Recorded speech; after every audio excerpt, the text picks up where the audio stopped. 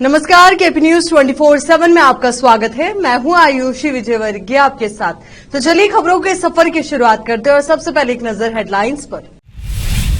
Guru Nanak Dev engineering college Bidar में श्री नानक झीरा साहेब foundation की ओर से सरदार जोगा सिंह जी कल्याण कर्नाटक अवार्ड 2023 समारोह का किया गया आयोजन। राज ठाकरे के बिगड़े बोल, कहा हिंदी राष्ट्रभाषा नहीं, कानों में आती है तो परेशानी शुरू हो जाती है। भारत नई ऊंचाइयों को छू रहा है, मन की बात कार्यक्रम में प्रधानमंत्री मोदी ने कही ये बात। खेल तो अभी शुरू हुआ है, नीतीश कुमार के बीजेपी के साथ जाने पर बोले तेजस्वी यादव। कांग्रेस हड़पना चाहती थी INDIA का नेतृत्व, जेडीयू नेता केसी त्यागी ने बताई अंदर की बात। उत्तराखंड के मदरसों के सिलेबस में होने जा रहा है बड़ा बदलाव, मदरसे के बच्चे पढ़ेंगे प्रभु श्री राम की कहानी।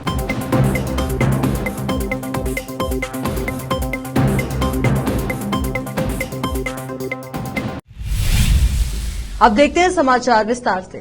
गुरु नानक देव इंजीनियरिंग कॉलेज बीदर में आज रविवार 28 जनवरी को श्री नानक झीरा साहेब फाउंडेशन की ओर से सरदार जोगा सिंह जी कल्याण कर्नाटक अवार्ड 2023 समारोह का आयोजन किया गया। इस कार्यक्रम में केंद्रीय उर्वरक राज्य मंत्री भगवंत खुबा मुख्य अतिथि रहे, जबकि कर्नाटक के cabinet minister for forest and ecology and Bidar incharge minister Ishwar Khandre सम्मानीय अतिथि थे। यह अवार्ड समारोह गुरु नानक फाउंडेशन के फाउंडर प्रेसिडेंट श्री पंत रतन शिरोमणि सरदार जोगा सिंह जी के 91वें जन्मदिन के अवसर पर आयोजित किया गया। इस अवसर पर भगवंत खुबा और अन्य ने दीप जलाकर इस समारोह का उद्घाटन किया। इस अवार्ड समारोह के आयोजन का उद्देश्य राष्ट्रीय और अंतर्राष्ट्रीय स्तर पर अपनी प्रतिभा से सेवा करने और अपने देश का नाम रोशन करने वाले व्यक्तियों को सम्मानित करना था।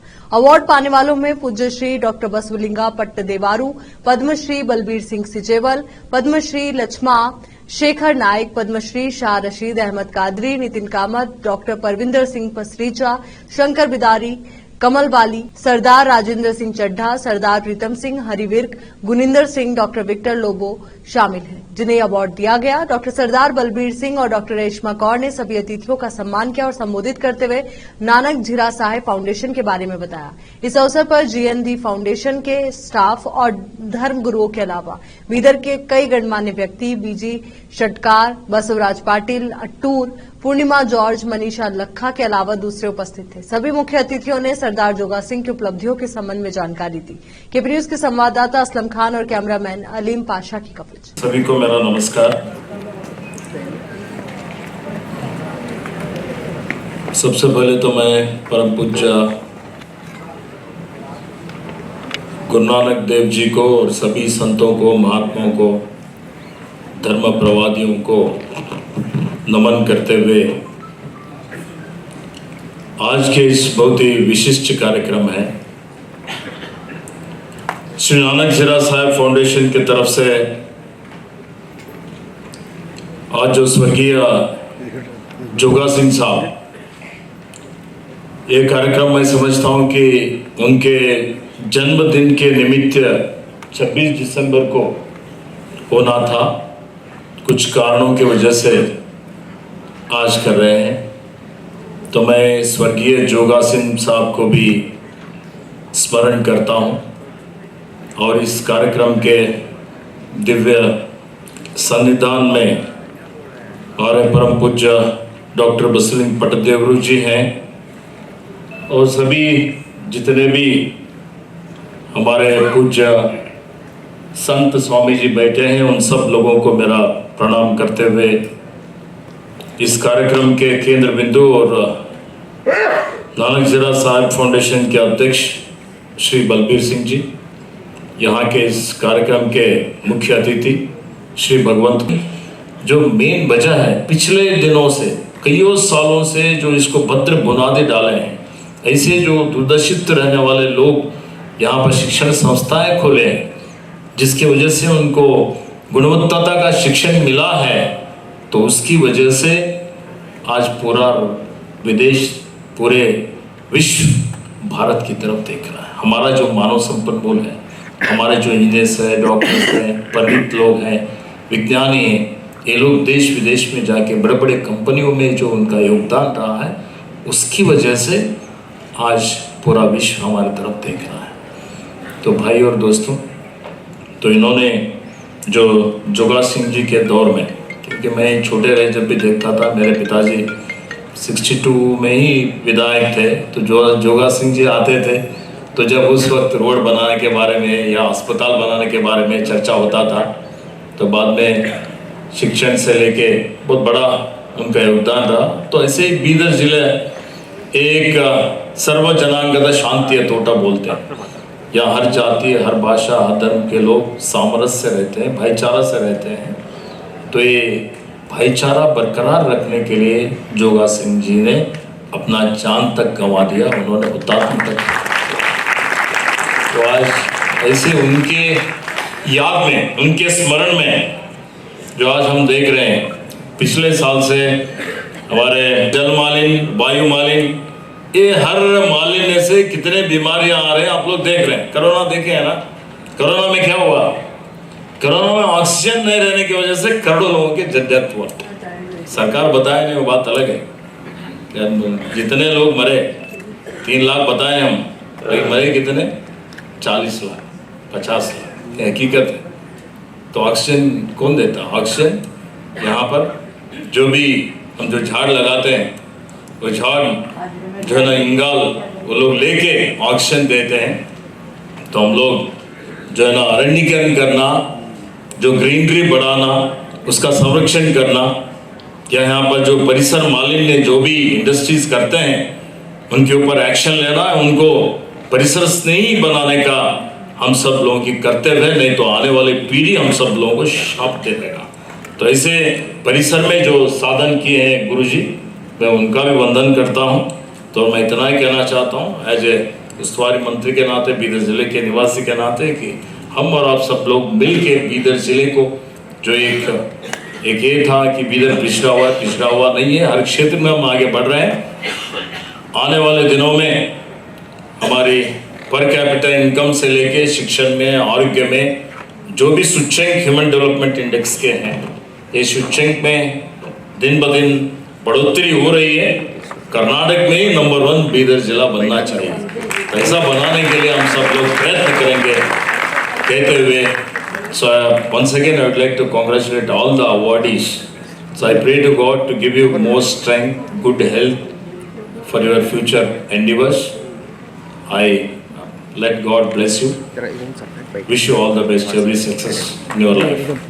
आप सब लोगों को बधाई देके बलबीर सिंह जी और उनके परिवार, सभी लोगों को ऐसी जो इतने सौम्य हैं, सभी को लेके चलते हैं, और बहुत ही उनके बारे में कितना बोले तो भी कम है। तो मैं उनको बधाई देते हुए फिर एक बार इस फाउंडेशन को सरकार की तरफ से, हमारे तरफ से जो भी सहकार चाहिए, सहयोग चाहिए, वो करने के लिए हम तैयार हैं बोल के शुभकामनाएं देके मैं आदेश समाप्त करता हूँ। जय हिंद, जय। गुरु जी का खालसा, श्री वाहे गुरु जी का फतेह। सभी को मेरा सत श्री अकाल, ಎಲ್ಲರಿಗೆ ನನ್ನ ಸಾಷ್ಟಾಂಗ ನಮಸ್ಕಾರಗಳು। सरदार जोगा सिंह जी की कल्याण कर्नाटक अवार्ड 2023 के इस मंच पर उपस्थित पूज्य श्री डॉक्टर बसवलिंग पट्टादेवर उनको चरणों में नमन करते हुए, पद्मश्री बलबीर सिंह सीचेवाला जी के चरणों में प्रणाम करते हुए, बाबा बलविंदर सिंह चरणों में प्रणाम करते हुए, इस समारोह का अतिथि के ऊपर समाज के अन्य क्षेत्रों में बहुत ही सराहनीय सेवा करने के कारण उन्हें चिन्हित किया गया। तो मैं समझता हूं कोई प्रशस्ति मिलना एक व्यक्ति को, वो अपने आप में के अलावा भी समाज को भी एक गर्व महसूस होता है, और समाज को उनका कर्मों का परिचय भी होता है। आदमी का जिंदगी तो बहुत छोटी है। छोटी जिंदगी में कोई कुछ करे ना करे, जिंदगी तो निकल जाएगी। लेकिन समाज अपेक्षा करता है कि समाज के लिए और देश के लिए बहुत कुछ करने का अवसर यहाँ पर उपलब्ध है। और छोटी जिंदगी में उतार चढ़ाव, संघर्ष, ये तो जिंदगी का एक रहस्य है। इस रहस्य को लेकर के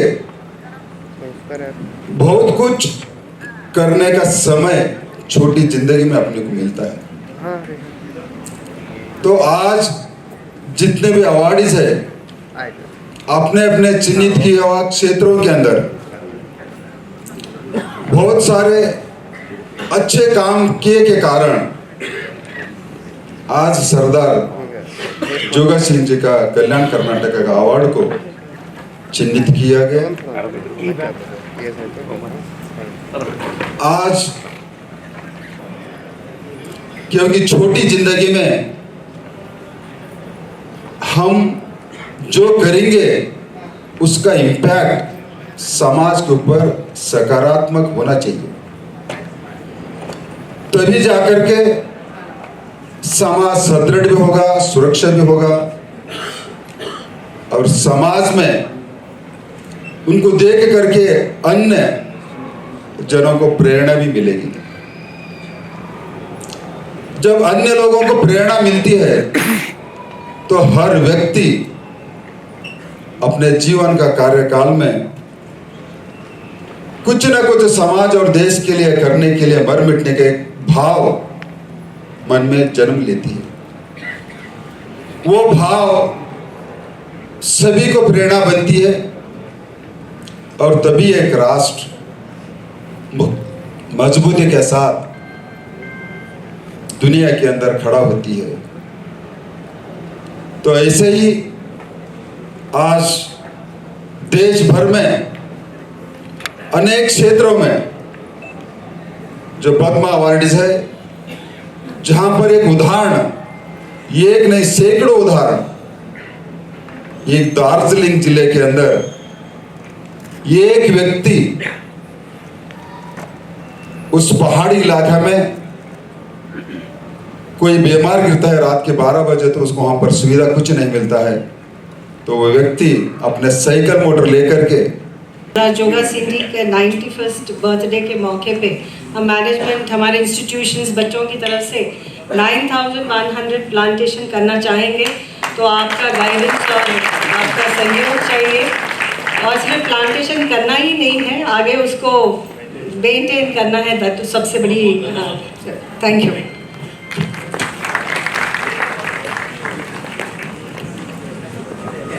Ladies and gentlemen, we have with us Mr. Suryakant Nagmapalli ji with us. I would request our principal sir to kindly welcome Mr. Suryakant Nagmapalli ji.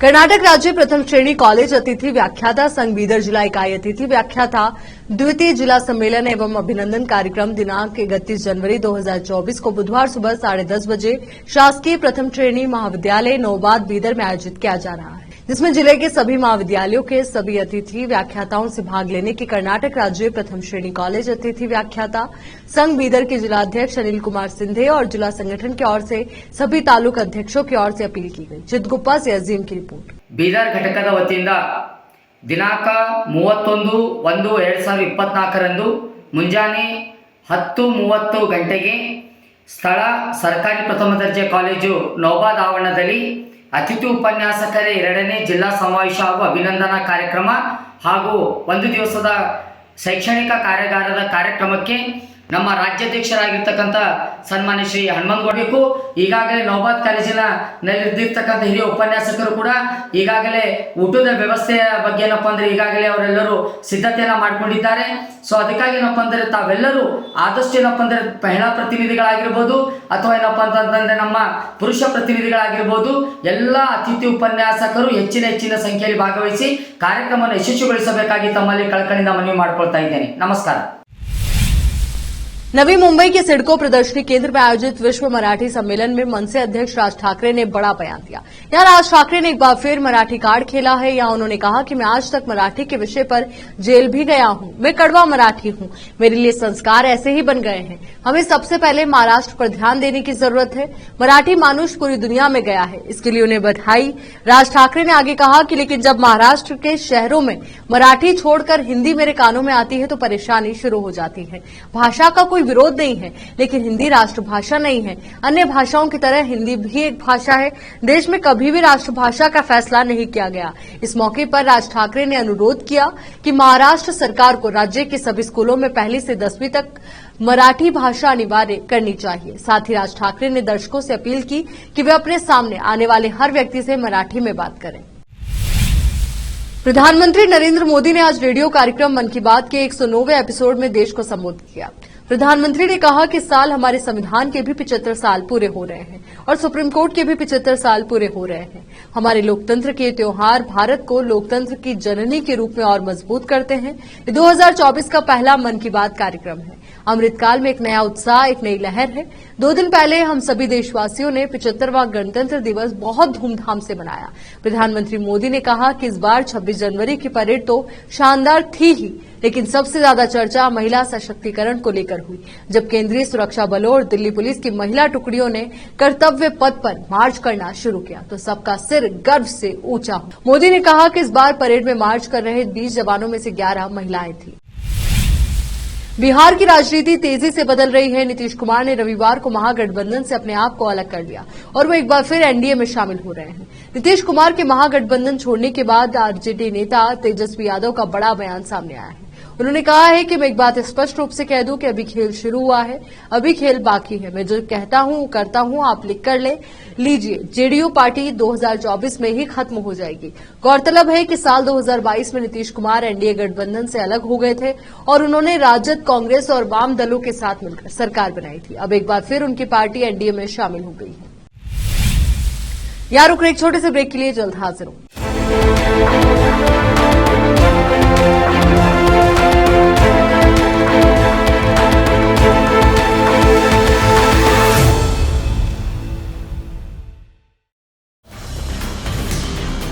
Hindustan के हर कोने में हम हैं मौजूद।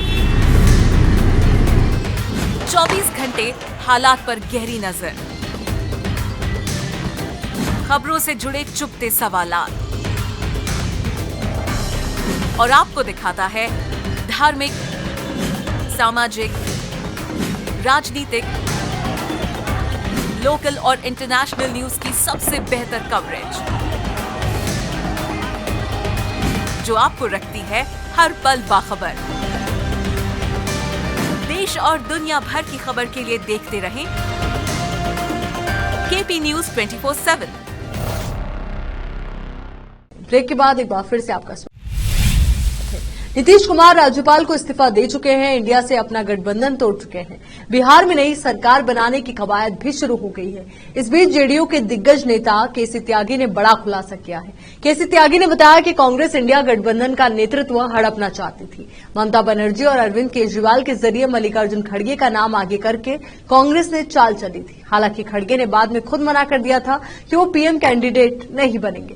जेडीयू नेता केसी त्यागी ने बताया कि नीतीश कुमार ने सबको साथ लाकर इंडिया गठबंधन बनाया है। देश भर में घूम घूम कर सबको साथ लाए। पहले ही तय हो गया था कि इंडिया गठबंधन बिना पीएम कैंडिडेट घोषित किए ही लोकसभा चुनाव लड़ेगा, लेकिन कांग्रेस के मन में खोट थी। उन्होंने इंडिया का नेतृत्व हड़पने के लिए खड़गे का नाम आगे किया था।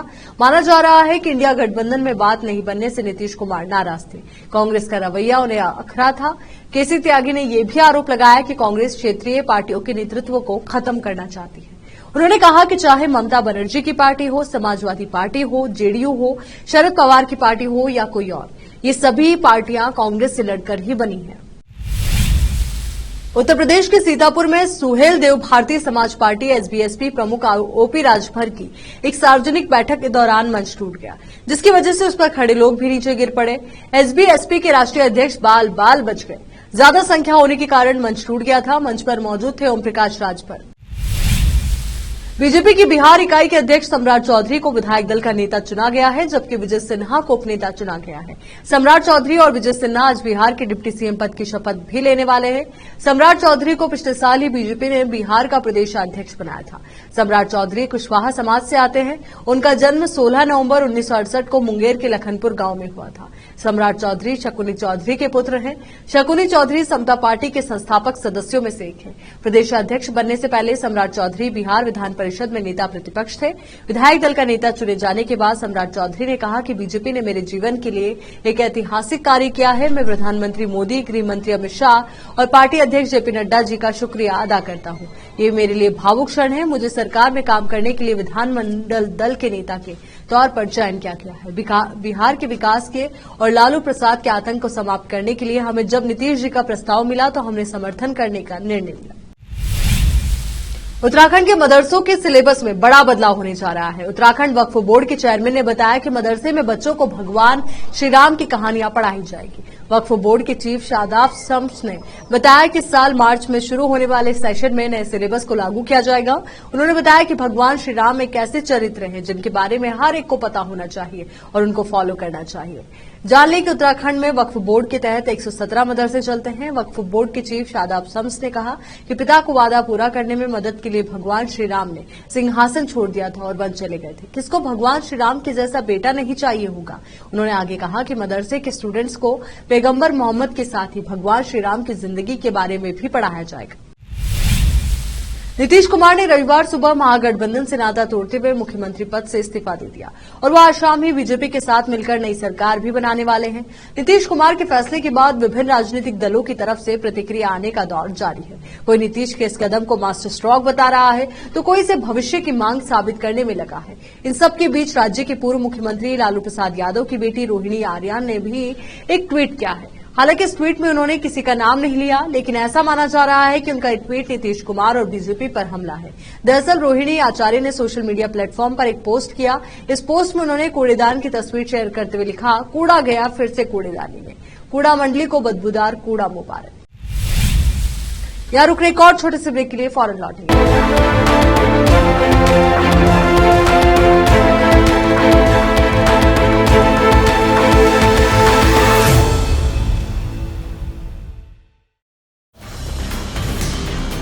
हिंदुस्तान के हर कोने में हम हैं मौजूद। 24 घंटे हालात पर गहरी नजर, खबरों से जुड़े चुपते सवालात और आपको दिखाता है धार्मिक, सामाजिक, राजनीतिक, लोकल और इंटरनेशनल न्यूज की सबसे बेहतर कवरेज जो आपको रखती है हर पल बाखबर। देश और दुनिया भर की खबर के लिए देखते रहें केपी न्यूज 24/7। ब्रेक के बाद बढ़ते आगे। बिहार में नीतीश कुमार लालू यादव की पार्टी आरजेडी के साथ छोड़ चुके हैं।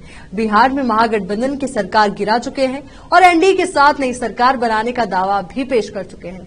इस बीच एआईएमआईएम चीफ असदुद्दीन ओवैसी ने आरजेडी पर तंज कसा। ओवैसी ने तेजस्वी यादव से पूछा कि कैसा लग रहा है। दरअसल बिहार विधानसभा चुनाव में ओवैसी की पार्टी के 5 विधायक जीते थे, लेकिन आरजेडी ने उनमें से 4 को तोड़कर अपनी पार्टी में शामिल कर लिया था। बिहार की सियासत पर असदुद्दीन ओवैसी ने कहा कि पीएम मोदी को, तेजस्वी को और नीतीश कुमार को बिहार की जनता से माफी मांगनी चाहिए। कि शर्म नहीं आती? रिपीट, नीतीश को शर्म नहीं आती। उन्होंने राजनीतिक मौका परस्ती का रिकॉर्ड तोड़ दिया। तेजस्वी से मैं पूछना चाहता हूं कि कैसा लग रहा है। 90 के दशक की मशहूर अभिनेत्री अश्विनी भावे को 69वें फिल्म फेयर अवार्ड्स के लिए एयरपोर्ट पर स्पोर्ट किया गया। कभी अक्षय कुमार, ऋषि कपूर, नाना पाटेकर दिग्गजों के साथ कई सुपरहिट फिल्में दे चुकी अश्विनी भावे लंबे अरसे से बॉलीवुड से दूर है। इतने सालों में अश्विनी का लुक भी काफी ज्यादा बदल गया है।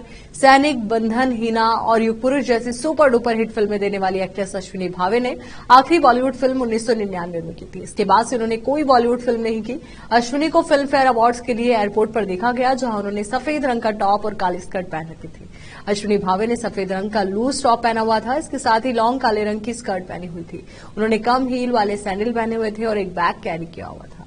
अश्विनी ने अपने बालों को खुला रखा था और बिना मेकअप के भी काफी खूबसूरत लग रही थी।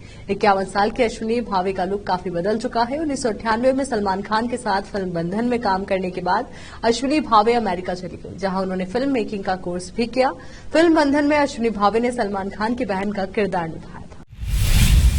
चलिए एक बार फिर से नजर डालते हैं हेडलाइंस पर। गुरु नानक देव इंजीनियरिंग कॉलेज बीदर में श्री नानक झीरा साहेब फाउंडेशन की ओर से सरदार जोगा सिंह जी कल्याण कर्नाटक अवार्ड 2023 समारोह का किया गया आयोजन। राज ठाकरे के बिगड़े बोल, कहा हिंदी राष्ट्रभाषा नहीं, कानों में आती है तो परेशानी शुरू हो जाती है। भारत नई ऊंचाइयों को छू रहा है, मन की बात कार्यक्रम में प्रधानमंत्री मोदी ने कही ये बात। खेल तो अभी शुरू हुआ है, नीतीश कुमार के बीजेपी के साथ जाने पर बोले तेजस्वी यादव। कांग्रेस हड़पना चाहती थी INDIA का नेतृत्व, जेडीयू नेता केसी त्यागी ने बताई अंदर की बात। उत्तराखंड के मदरसों के सिलेबस में होने जा रहा है बड़ा बदलाव, मदरसे के बच्चे पढ़ेंगे प्रभु श्री राम की कहानी।